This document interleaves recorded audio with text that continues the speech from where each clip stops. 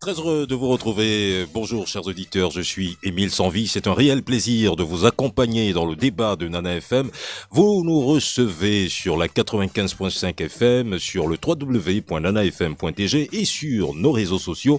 Aujourd'hui, nous allons parler des arnaques au Togo via les porte-monnaies électroniques et les réseaux sociaux avec notre invité Derrick Badamassi, expert en cybersécurité et président directeur général de Africanet Academy.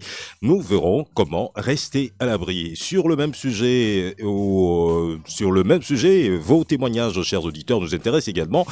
Nous attendons vos réactions à partir de 7h35 au 91 09 71 71 ou au 96 61 58 58. Bienvenue dans le débat de Nana FM. Bienvenue sur la plus belle dame de Lomé. Monsieur Badamassi, bonjour. Bonjour, Monsieur Sanvi. Merci d'avoir accepté notre invitation. C'est un plaisir. Alors, vous êtes président directeur général de Africanet. Est-ce qu'on peut en savoir un peu plus? Merci. Africanet, c'est une entreprise, à la base, c'est une entreprise de télécommunications par satellite.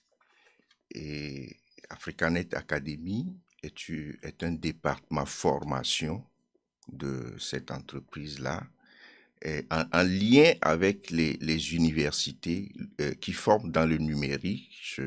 Je cite au passage l'Institut africain de l'informatique, IAI, où on peut dire que c'est la pépinière de tout ce qui est ressources humaines en termes du numérique, d'informatique au Togo. Et donc, on a senti très tôt que ces jours-là vont arriver. Et tout le monde n'a pas la capacité de faire une formation académique. Et donc, en milieu universitaire, on encadre des jeunes qui n'ont pas, ou bien qui ne peuvent pas devenir ingénieurs, et donc qui n'ont pas le BPC ou le niveau 4e, par exemple. On les encadre en milieu universitaire et pour qu'ils puissent comprendre l'enjeu et agir, faire certaines tâches directement dans la société. Voilà, donc ce qui nous intéresse ce matin, justement, c'est de parler des arnaques et de la cybercriminalité. Il faut d'abord commencer par planter le décor sur ces questions d'arnaques numériques qui prennent de plus en plus d'ampleur au Togo. D'abord, expliquez-nous brièvement ces deux notions, les notions d'arnaque et de cybercriminalité. Alors, nous, on va se positionner plutôt du côté de la sécurité, cybersécurité, et c'est notre rôle. Mais en fait, de quoi il s'agit? La cybersécurité, excusez-moi. Il s'agit de quoi? C'est les terminaux mobiles. C'est quoi? C'est le téléphone, les ordinateurs. Il y a quelqu'un derrière qui, de façon frauduleuse, va rentrer dans ces terminaux-là, ces outils, et tromper la vigilance de l'utilisateur et soustraire quelque chose. Vous voyez, c'est en ce sens qu'on va parler de l'arnaque. Maintenant, oui, ça arrive parce que le numérique s'est imposé à nous au quotidien à travers le téléphone portable, les ordinateurs et tous terminaux, et l'urgence d'aller vite et de disposer d'une monnaie électronique. Donc, je fais allusion à Timoni, à Flous. Mixbayas. Donc, de disposer de l'argent virtuel quelque part. Vous voyez, nos grands-mères en avaient dans leur sac banane ou bien dans le sac qu'on appelait Kevi, pas communément là. Elles en avaient, sauf que ce porte-monnaie est physique. Aujourd'hui, on parle du virtuel. Et parce que c'est virtuel, on ne cerne pas. Et quand il y a un incident sur le virtuel, par où on commence? Donc, c'est ça en réalité. Et donc, comme dans la vraie vie,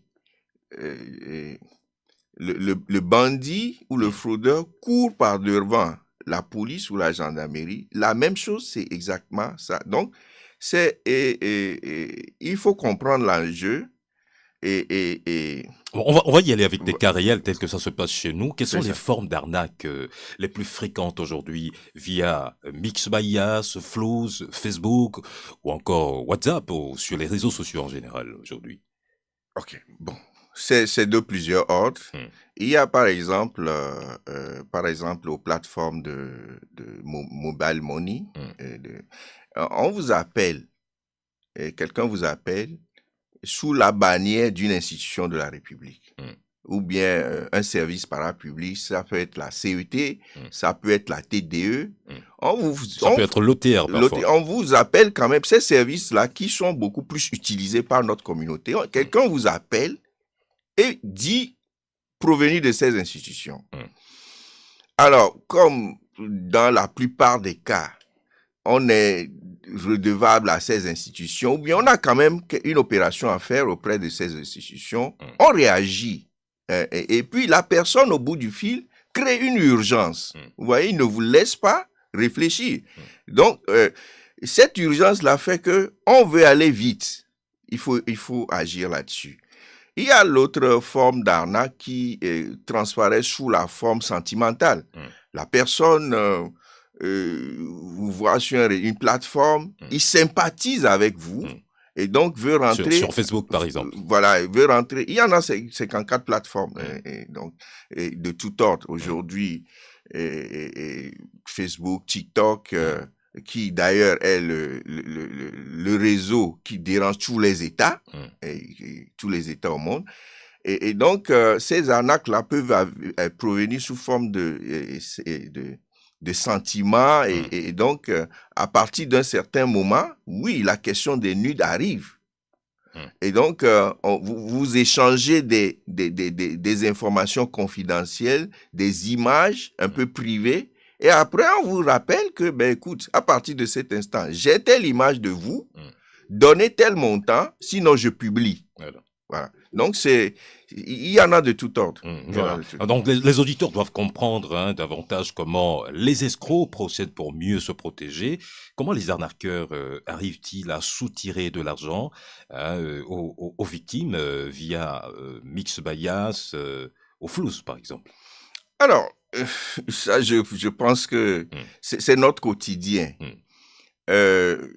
Ça arrive à tout le monde. On vous appelle.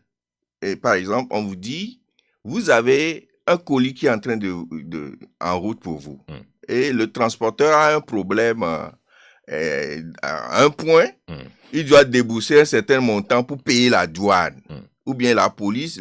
C'est-à-dire, on vous fait croire que le colis a un problème. On peut même vous envoyer des images du colis. Mais vous n'avez rien commandé. Pourquoi, de façon subite, vous attendez un colis?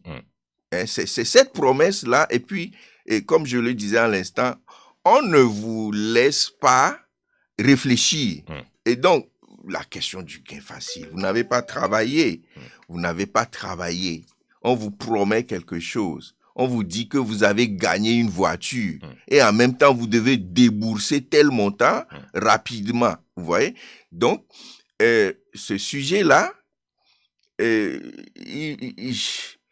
c'est au cas par cas. Il y en a, au fur et à mesure que on découvre une méthode, il change de méthode. C'est ce que je disais tout à l'heure, que le fraudeur, il avance, il innove. Vous voyez? Oui, alors, on le sait bien, l'actualité de ces derniers jours a été marquée par la sortie officielle du procureur Talaka Mawama qui a mis en garde les internautes et désormais produire, reproduire, diffuser, partager, commenter ou même approuver un contenu illégal sur les réseaux sociaux expose à des poursuites pénales. Alors, ce que je voudrais savoir, en fait, vous n'êtes pas juriste pour qu'on aborde le sujet sur le plan juridique, justement, mais comment un utilisateur ordinaire peut-il reconnaître qu'un contenu en ligne est potentiellement frauduleux avant de le relayer? Merci, vous m'avez envoyé quelque part. Je salue le procureur au passage de cette initiative. Et pour dire quoi? Que nous faisons partie quand je dis nous, c'est les acteurs du numérique, les formateurs.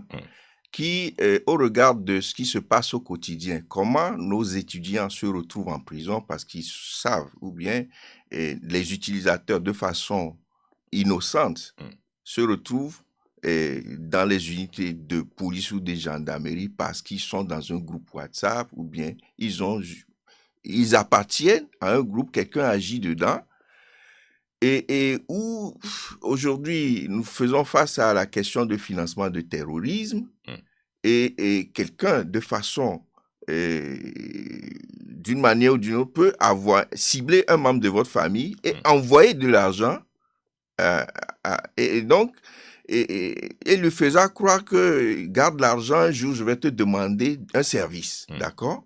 Donc lorsque vous vous retrouvez sur cette liste par exemple et qu'il y a une enquête par rapport à un sujet donné, vous faites partie de la liste, vous faites partie du groupe. On va vous interpeller, vous écouter d'abord. Donc, pour ce qui concerne la sortie de monsieur le procureur, nous faisons partie de ces personnes qui avons encouragé cette sortie-là, que le juge du parquet, ou bien le procureur, ne soit pas celui qui poursuit systématiquement, qu'il fasse aussi de la pédagogie.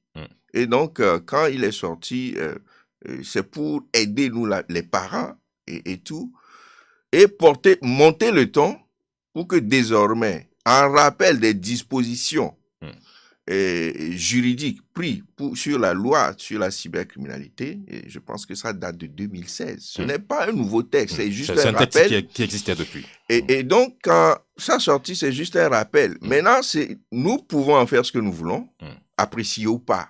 Et nous sommes dans la société. Lui, il a fait un rappel. De toutes les façons, quand ça concerne la loi, personne n'aime la loi. Personne, tout le monde veut passer en priorité au feu rouge. Mais parce qu'il y a la loi, on est obligé de s'arrêter s'il est rouge. C'est ce que je réponds. Alors, comment est-ce qu'on peut reconnaître les contenus frauduleux sur les réseaux sociaux? Alors, d'entrée de jeu, nous avons des canaux officiels. Nous avons des canaux comme les sources de la présidence de la République. Nous avons des sources comme les sources de la diplomatie togolaise. Et donc, oui, ça pose problème. C'est un problème que vous soulevez. Je suis conscient de ça parce que avec l'intelligence artificielle, on prend le communiqué officiel, on le déforme, on travestit l'essence même du sujet. Le contenu. Alors, et l'officier qui va mener l'enquête, c'est un professionnel. Donc, si vous êtes allé prendre une information sur le site du gouvernement que vous avez partagé, c'est un canal officiel que vous avez partagé, c'est supposé être vrai. Alors, si vous êtes allé prendre un contenu republié, vous êtes quand même en train de partir quelque part. Mais l'officier qui va mener l'enquête est un professionnel du numérique. Désormais, je salue la cellule de la cybercriminalité de la police judiciaire. Et c'est des professionnels, ils savent, et lorsque la personne est victime d'une republication, par exemple, on peut situer les responsabilités, on peut savoir si c'est intentionnel. Ils sont formés à ça. Voilà, justement, est-ce que, à votre connaissance, les institutions togolaises disposent aujourd'hui d'outils, des outils techniques suffisants pour remonter la trace de ces cyber-escrocs qui sont souvent très organisés? Je dirais oui et non. Oui, en ce sens que vous avez des professionnels qualifiés. Non, parce que les outils que le fraudeur utilise est de plus en plus sophistiqué. Alors, va s'imposer au gouvernement désormais. Ce n'est même plus une question d'État avancé ou de pays moins avancés. Non, c'est une question commune aux États. Vous avez certainement appris que TikTok a été suspendu aux États-Unis pour quelques jours. C'est pour cause. Vous allez voir que TikTok est suspendu dans certains pays. Et la Chine même qui en est promotrice à une autre version de cette application-là qu'on utilise en local. Localement. Donc, oui. c'est des applications qui sont orientées sciences pures, mathématiques, physique, chimie, aéronautique, des domaines pointus où vous allez pour apprendre. D'accord? Et non pour se distraire, comme c'est le cas ici. Oui, nous sommes le peuple de la danse, comme on a l'habitude de dire, et ils nous ont servi et ce qu'on doit avoir pour mieux nous dégrader encore plus. Alors, qu'est-ce qui explique, selon vous, cette explosion des arnaques en ligne ces dernières années? Alors, pour ce qui concerne notre pays ou bien la sous-région, je pense que c'est lié à la mécanique. C'est-à-dire, le fraudeur sait que celui qu'il va arnaquer ne s'y connaît pas. Donc, il appuie sur son ignorance. Donc, plus vous êtes ignorant du monde numérique, vous devenez la cible et ces personnes-là, ils sont tout le temps en train de vérifier où aller chercher leurs clients ou bien leurs victimes, j'allais dire. Les victimes, oui. Voilà. Donc, ici, il faut... tant qu'on n'élève pas le niveau de la connaissance par rapport à ce sujet de la population, on sera toujours victime. Malheureusement. Bon, est-ce qu'on va dire que c'est le revers de la médaille avec l'apparition du numérique? Oui, comme toute science, ça a le bon côté et le mauvais côté. Alors, et pourtant, on devrait vivre dans l'ère du numérique. C'est parti. On ne peut pas s'en passer Non, de c'est toute fini. façon. Oui, aujourd'hui, vous allez voir, les gouvernements font la promotion des échanges numériques. Aujourd'hui, vous allez voir tout de suite s'il y a un problème de paiement de facture, si vous disposez d'une porte-monnaie électronique, vous, depuis votre position, vous résolvez des solutions à distance. Avant, il fallait porter l'argent physiquement, envoyer quelqu'un et tout. Donc, l'ère du numérique, oui, ça c'est un autre débat que je voudrais bien avoir avec vous, avec ce que ça comporte en bien et en mal. Et en mal, voilà. Alors, les techniques les plus utilisées aujourd'hui, c'est l'usage des faux numéros ou des usurpations d'identité, n'est-ce pas? C'est ça. Alors, oui, celui qui veut arnaquer, il ne va pas acheter la puce en agence et se faire identifier. Et donc, il va de façon... il va acheter ça à l'étalage. Et dès qu'il fait son forfait, il casse la puce ou bien se débarrasse. Et il y a la méthode, vous allez vous réveiller un jour, votre compte WhatsApp, c'est quelqu'un d'autre qui l'utilise. Vous-même, vous n'avez pas accès parce qu'on vous avait envoyé une image. Justement, il y a la question de ces images-là qu'on reçoit souvent. Bonjour lundi, bonjour mardi. Et je profite de l'occasion. Quelquefois, ces messages sont envoyés intentionnellement pour collecter des coordonnées géographiques de toute personne qui renvoie ces images-là. Donc, lorsqu'on vous envoie bon lundi, l'image est bon, vous me renvoyez ça, ça veut dire qu'on a pris votre coordonnée GPS et vers la fin, il y a quelqu'un qui attend au bout de fil, qui va récupérer toutes ces coordonnées. Donc, ne soyez pas surpris que vous soyez cambriolé plus tard. On sait où vous êtes, on peut venir à vous à tout moment. Voilà. Alors, pourtant, au Togo, l'identification des utilisateurs s'impose. Pourquoi est-ce qu'il y a toujours cette faille-là dans le réseau? Est-ce que, avant l'utilisation de la puce, on devrait imposer que l'utilisateur se fasse identifier? En principe, oui. En principe, oui. Et toute personne... Et toute personne qui veut utiliser un numéro doit forcément, selon les lois en vigueur dans notre pays, c'est même dans tous les pays d'ailleurs, et vous devez vous identifier à votre numéro parce que désormais, même si vous avez un incident sur votre transaction, il faut que vous puissiez envoyer votre pièce d'identité et tout. Je pense qu'ici, on peut aussi parrainer quelqu'un, prendre la puce pour quelqu'un. Ça peut se faire. Voilà. Alors, est-ce que vous connaissez les catégories de personnes qui sont le plus ciblées par les arnaqueurs? Je dirais, en gros, en premier lieu, les analphabètes numériques. Ensuite, enfin, nos parents analphabètes. Mais je dirais d'abord analphabète du numérique parce que vous pouvez appartenir à tous les corps de métier et se faire arnaquer. Nous-mêmes y compris, on reçoit des formes d'arnaque au quotidien. Nous-mêmes qui sommes les acteurs du numérique. Donc, personne n'est épargné en réalité. Mais il y a lieu de ne pas se précipiter quand il y a des formes de demande. Je donne un exemple. On vous appelle, on dit, je vous appelle parce on a retrouvé le numéro dans le répertoire d'un accidenté. Alors, donnez-nous rapidement de l'argent pour qu'on puisse transporter l'accidenté à l'hôpital. Alors, ça devient une forme d'urgence. Comment se comporter? Quelqu'un me dira, je dois le faire rapidement. Je dois le faire rapidement pour qu'on puisse sauver mon parent. Alors, essayez de contacter la personne, par personne interposée, d'accord? Si c'est une tante, par exemple, appelez son enfant. Vous avez vu votre maman ce matin? Et on vous dira quelque chose, calmement, on vous dira quelque chose.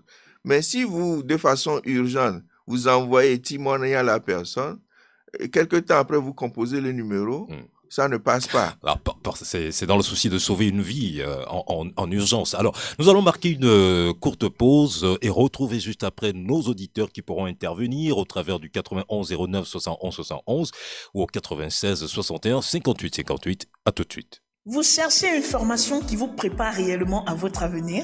Rejoignez le Collège de Paris Supérieur Togo. Banque, finance et digital pour les futurs experts financiers.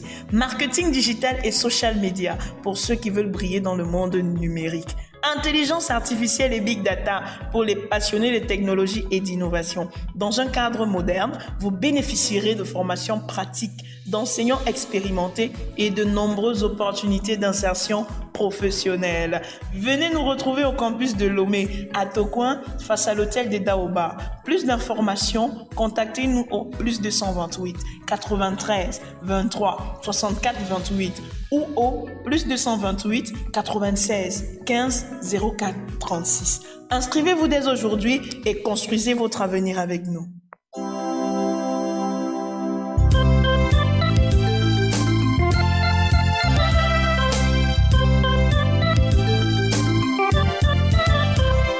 Si vous nous rejoignez à l'instant, nous sommes dans le débat de Nana FM et nous parlons des arnaques 2.0 au Togo via Mix by Yas, Flows et les réseaux sociaux. Vous avez déjà été victime ou témoin d'une arnaque numérique. Racontez-nous votre expérience et ce que vous avez appris. Nous attendons dès maintenant vos réactions au 91 09 71 71 96 61 58 58. Le premier auditeur, Nana FM, allô, bonjour. Oui, allô, bonjour. Bonjour, c'est monsieur? C'est monsieur Akwite. Monsieur Akwite. Vous nous appelez de quel quartier? À Corsiwa. À Corsiwa. Allez, allez-y. Ok. Et les arnaqueurs, ils ont plusieurs modes. D'autres utilisent les noms des stars, par exemple à Adebayor. Et ils vous appellent, bon, pas appellent, ils vous écrivent. Ils communiquent avec vous. Ils disent que, bon, comment vous allez, un long message, et après, il dit, vous faites quel travail dans la vie? Donc, il veut t'aider un peu. Maintenant, là où il faut être vigilant, quand on fait ces conversations, on envoie quelqu'un d'autre, on dit qu'il faut appeler ou bien écrire à ce monsieur de la part de Adebayor. Bon, c'est discret, il faut le faire discrètement. Sinon, si les gens savent qu'il est en train de faire tout ça là, donc il y aura plusieurs personnes qui vont intervenir. Et là, Et c'est maintenant, tout un réseau qui est après, mis en place pour oui, l'occasion. après maintenant, qu'est-ce qu'ils font? Ils demandent celui à qui on te dit d'appeler ou bien d'écrire. Celui-là te dit que les fonds sont disponibles. Adebayor va t'envoyer. Il nous a ordonné parce que lui, il est gestionnaire d'Adebayor. Mais avant d'envoyer, il faut envoyer les frais, comment appelle-t-on, les frais liés aux transactions d'abord. Donc, c'est ce qu'eux, ils attendent. C'est les fonds ou bien les frais liés aux transactions là, eux, ils attendent de vous. En réalité, il n'y a pas de bailleur quelque part. Alors, monsieur à côté, oui. Est-ce que vous-même, vous en avez déjà été victime? Oui. En 2016, il y a un monsieur qui m'avait écrit du nom de Kokovi. Il est de Bénin. Et il m'a parlé sur ce que je vous décris là. C'est le gars qui m'a envoyé un type de message comme ça. Mais j'ai été tellement vigilant envers lui. Je n'ai pas lui donné l'argent parce que la façon dont il a écrit et la rapidité avec laquelle il me fait pression, je vois que c'est de l'arnaque. Voilà. Et je suis sorti dans ce piège-là. Alors voilà, vigilance. Bon, vigilance deuxième donc, intervention à propos du message de notre procureur. On nous dit on ne doit pas liker quoi. Et notre invité nous dit tout à l'heure que s'il faut liker ou bien il faut publier quelque chose, il faut aller sur le site du gouvernement. Donc si moi je vais publier un message aujourd'hui, il faut que j'aille sur le site du gouvernement ou bien avoir une autorisation auprès du procureur ou bien, je ne sais pas, si quelqu'un veut publier quelque chose, est-ce que, ou bien quelque chose a été déjà publié, comment connaître la véracité de la chose avant de liker ou bien de ne pas liker, ou bien on nous interdit carrément. Alors là, dans ce cas, nous aurons... les réseaux sociaux. Oui, monsieur à côté. Oui. Alors, je pense que nous aurons un juriste dans ce studio qui pourra mieux nous éclairer sur cette question-là. Aujourd'hui, nous sommes avec un expert en cybersécurité et je pense que ce n'est pas son domaine de compétence. Nous allons prendre cet autre auditeur, Nana FM 91 09 71 71 96 61 58 58. Nana FM, allô, bonjour. Oui, bonjour. Bonjour Pélé, bienvenue dans le débat. Okay. Salut notre invité. Bon, par rapport à la cybercriminalité, là, je voudrais donner l'exemple du Bénin. Moi, je donne toujours l'exemple du Bénin. Bénin, il y a des milliers qui sont en prison pour ça. Il y a des milliers, Baptiste Talon, et il ne fait pas faveur à ce genre de choses. Mais ici, ils sont en vogue, ils sont en mode, et ils circulent sur les réseaux sociaux, sur les téléphones, en acte, mais nos autorités sont là, ne font rien. Nos autorités sont là comme ça. Moi, je n'ai jamais écouté qu'on a arrêté ces gens-là, alors qu'au Bénin, vous allez voir des milliers, ils sont en prison. Vous voyez? Qu'est-ce que l'État même fait? Qu'est-ce que le procureur de la République, tout ça là, qu'est-ce qu'ils font avec ce genre de choses? C'est une complicité ou bien quoi? Alors, est-ce que, Monsieur Pélé, oui? Vous-même, vous avez été victime de ce moi, phénomène-là? Il ne peut pas m'escroquer. Il m'appelle, il me dit, quand, tu sais, bon, je ne sais pas comment les gens tombent dans ces pièges-là, mais tant mieux. Alors, avant d'en venir peut-être à la responsabilité des opérateurs et des autorités compétentes, est-ce que nous, citoyens nous-mêmes, ne devrions pas être vigilants? Oui, vigilant, mais d'accord, mais bon, vous savez, et comme on dit souvent que la chance ne sourit qu'aux audacieux, les gens voulaient aller dans ce sens. Peut-être que certains diront que le hasard n'existe pas. C'est pas le hasard qui voulait chercher. Mais l'État a le droit de surveiller sa population. Ça c'est très important. Il faudrait que le procureur de la République soit aussi saisi pour ce genre de choses. D'accord. Merci. 91 09 71 71 96 61 58 58. Un autre auditeur d'un AFM. Allô, bonjour. Allô, bonjour. Bonjour, c'est monsieur? C'est monsieur Ayao de Zango. Ah, monsieur Ayao. Bienvenue dans le débat. Comment est-ce que vous allez? Je vais bien. Et vous-même? Bon, c'est par rapport à la sortie du procureur sur la mal-utilisation, n'est-ce pas, des réseaux sociaux. Ce que les populations disent, il y a les grands malfrats congolais qui sont des autorités qui détournent l'argent du pays au vu et au su de tout le monde. Au vu et au su. Ce qui voudrait dire que vous avez les preuves de ce que vous avancez comme... On écoute ça, on a fait des enquêtes, on a cité... Vous avez les preuves de vos allégations, monsieur Ayao. Allô?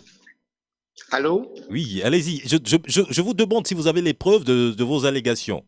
Bien sûr, la fameuse phrase, les preuves, on a cité des noms, on a cité nommément des gens après des enquêtes ici au Togo. Alors, ce qui nous intéresse ce matin, monsieur Ayao, oui, ce qui nous intéresse, c'est les anarques à travers les porte-monnaies électroniques et les réseaux sociaux.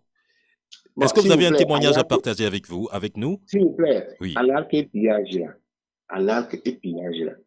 Lequel est mauvais, lequel est désastreux plutôt. Mais nous avons un sujet précis qui nous intéresse aujourd'hui. Le même procureur peut prendre le soin des dispositions sur des pilleurs. Alors, s'il prend des dispositions sur la mal-utilisation des réseaux sociaux, on comprendrait. Vous voyez, non? Alors, merci, monsieur Ayao de Zanquera. Nous allons prendre notre auditeur d'Anna FM. Allô, bonjour. Allô? Oui, allô? Bonjour, c'est monsieur? Bonjour, c'est Ernest depuis Adidegomé. Monsieur? Ernest depuis Adidegomé. Ernest? Oui. Oui, allez-y. Alors, c'est pour participer à l'émission en réalité par rapport au sujet des anarques et ses consorts.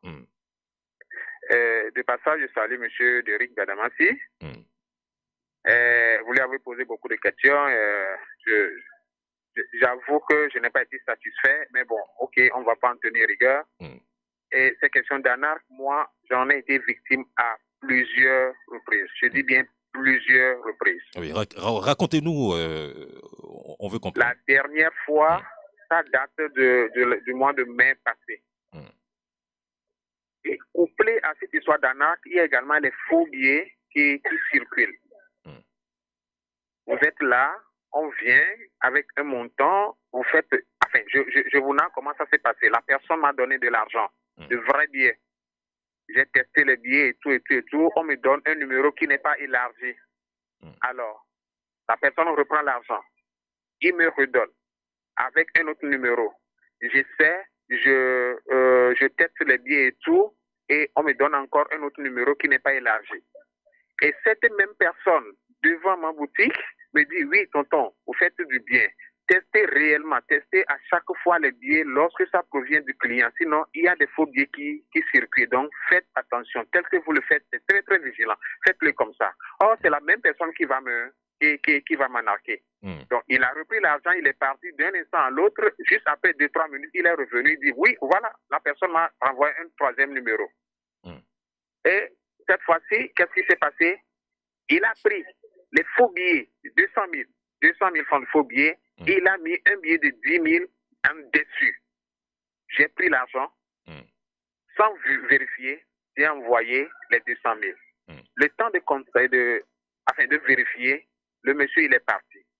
Maintenant, ça, on peut m'insulter, on peut me dire que je n'ai pas été vigilant. Maintenant, le numéro sur lequel l'argent est parti, j'ai appelé la direction, on me dit dès l'instant, c'est-à-dire à l'instant d'après, l'argent a été récupéré et c'est fini, monsieur. Et là, c'est un numéro qui est opérationnel. S'il vous plaît? Le numéro que vous avez appelé est un numéro opérationnel.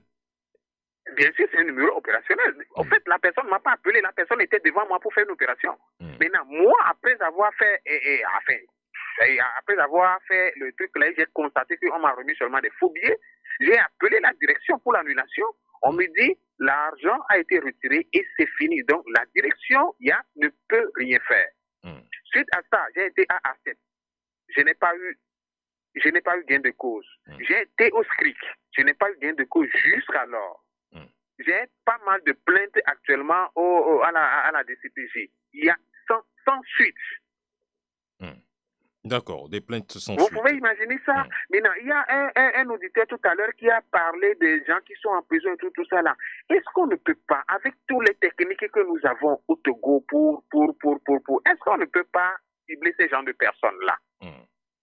La dernière fois, c'est 542 000, on a pris d'une collecte de l'autre côté là. Voilà, merci Monsieur Ernest. Nous allons prendre notre auditeur 91 09 71 71 96 61 58 58. Nana FM, allô, bonjour. Oui, Émile, bonjour. Bonjour Max, comment vous allez? Merci. Monsieur Gbadamassi, bonjour. Je dis bonjour aussi à la réalisation. Pour ce qui est de la sortie du procureur, moi je vais vous laisser un adage de chez nous qui dit le Bokono, celui qui prédit. Il prédit qu'il y a la guerre qui arrive.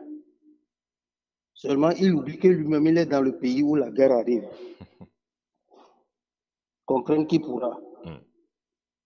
Bon, pour ce qui est des arnaques, je voudrais soulever un point. Ce n'est pas un fait que j'ai vécu, mais un point. Il faudrait que nos concitoyens aussi fassent attention. Le point que je veux soulever, c'est la part du gain facile.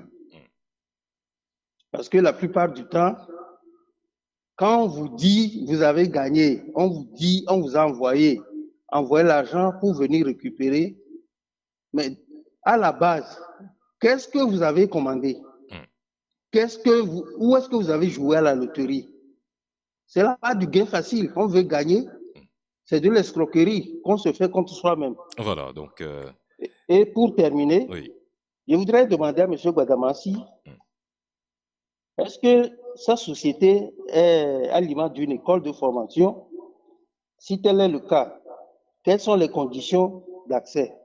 Merci, bonne journée. Merci, bonne journée à vous, Max. Voilà, c'est Max, le dernier auditeur que nous avons pris ce matin. Nous revenons donc ici retrouver notre invité pour sa réaction après toutes ces différentes interventions. Voilà, Monsieur Gbadamassi, vous avez la parole. Merci. Vous sentez que le problème est réel. Le problème par rapport auquel nous parlons ce matin, et c'est la vie au quotidien de tous les utilisateurs de cette porte-monnaie électronique. Alors, j'inviterai l'intervenant qui a parlé des plaintes qui se trouveraient au SCRIC et à la DPJ. Ernest. De nous associer un tout petit peu à cette plainte-là pour voir si on peut apporter un peu de lumière aux OPJ, aux officiers de police judiciaire. On en profite peut-être pour donner un contact sur lequel ils pourront vous joindre. Le 92 66 32 23. Le 92 66 32 23. Alors, une fois encore, retenez le numéro, c'est le 92 66 32 23 pour joindre Monsieur Gbadamassi. C'est ça. Oui, allez-y. Pour ce qui concerne l'auditeur qui a émis le vœu de connaître les conditions pour arriver à se faire former au sein d'Africanet, je le disais à l'entame de l'émission. D'abord, il voudrait savoir si c'est une école de formation. C'est une entreprise carrément, mais on crée un environnement en milieu universitaire selon un besoin, une thématique donnée, et on publie à la communauté sur les thématiques qu'on voudrait. Généralement, ça se passe en vacances. Pendant les vacances, on encadre. Donc, le même numéro, on saura si on lui communiquera le catalogue des formations en cours. Et tel que je le disais, ça se passe au sein de l'Institut africain de l'informatique. Alors, dans tout ça, quelle est la responsabilité des opérateurs de téléphonie? Alors, je pense que l'opérateur de téléphonie qui met à disposition une porte-monnaie électronique est engagé. C'est-à-dire qu'il il doit fournir, par exemple, les éléments lorsque la police est en train de faire des enquêtes, par exemple, sur le numéro qui a fraudé. Et donc, sa responsabilité, tous les opérateurs ont un département, ce département-là. Et donc, qu'est-ce que l'OPJ fait? Il saisit le parquet et le procureur émet une réquisition. Et ce document-là est très important. Sans ce document-là, l'opérateur...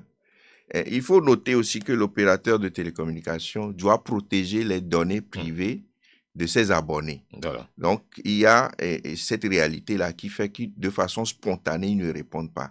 Mais avec le temps, dès que la police ou bien la gendarmerie émet pour cette réquisition-là, il s'exécute. Sur la même question, il y a notre auditeur qui réagit et qui dit « Les arnaqueurs utilisent le plus souvent des numéros bien connus, mais après le forfait, les opérateurs nous disent qu'ils ne peuvent rien. » Il faut aller au cas par cas, c'est ce que je dis. C'est une suite de responsabilité non, je ne pense pas. Si l'opérateur fuit ses responsabilités, pourquoi il met ce service à la disposition du public? Et donc... Il y en a qui vont jusqu'à dire qu'ils sont parfois complices de la situation. Oui, ça peut laisser le non-action, la non-réactivité. Ou bien, oui, quand je suis victime d'une arnaque, je veux avoir un interlocuteur à moi. Je veux pas avoir un mur en face de moi. Et donc, en l'absence de ce répondant-là, ça peut transparaître comme et il y a une complicité en interne. Maintenant, comme dans toute corporation, je peux pas dire qu'il n'y a pas des employés qui, de façon véreuse, se comportent... et ça, c'est dans toutes nos corporations dans la société. Mais dès lors que ces plaintes arrivent et qu'on arrive justement, il faut encourager les victimes à porter plainte et aller jusqu'au bout. Et s'il faut porter plainte, à qui devrait-il s'adresser? Oui, il faut aller vers le commissariat le plus proche ou la gendarmerie la plus proche. Des fois, ils réceptionnent les plaintes et les transfèrent aux unités de la cellule de la cellule de la cybercriminalité de la police judiciaire, la DCPJ.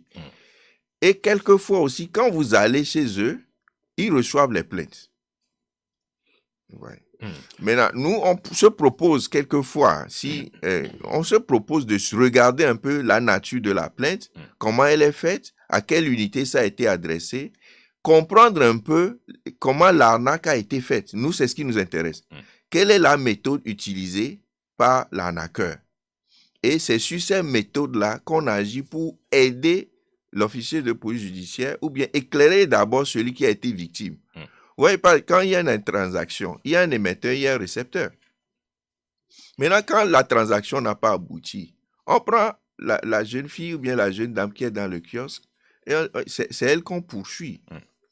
Alors, s'il y a quelqu'un qui peut éclairer la lanterne du juge, que non, mais lui, il a pris l'argent, il a effectivement transmis, envoyé les sous, le code numérique. Mais ici, quand par exemple, lui, il a envoyé les 200 000, on lui a remis les faux billets. Sur la chaîne, lui ne peut plus continuer. Il se pose problème. Voilà. Donc, qu'est-ce que lui doit faire? Il doit déposer une plainte. Parce qu'après, on va lui réclamer les 200 000.